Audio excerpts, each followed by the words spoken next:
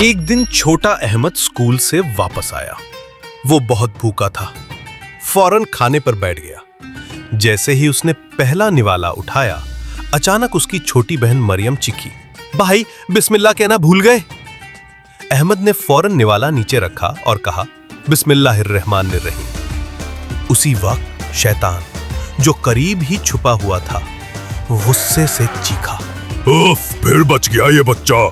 मैं तो इसके खाने में शरीक होने वाला था। आवाज बदली। फिर शैतान ने नई चाल चली। अहमद रात को कमरे में अकेला था। अचानक उसे डर लगा। पर्दा हिलने लगा। शैतान ने सरगोशी की, अहमद देखो कोई है। लेकिन अहमद ने फौरन कहा, बिस्मिल्लाह। पर्दा रुक गया। अंधेरा चमक उठा और शैतान चीखता हुआ भाग गया। ये बिस्मिल्लाह हर बार मुझे जला देती है।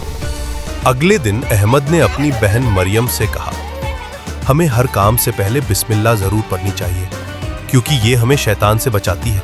मरियम मुस्कुराई और बोली, जी हाँ भाई, बिस्मिल्लाह में बहुत ताकत है।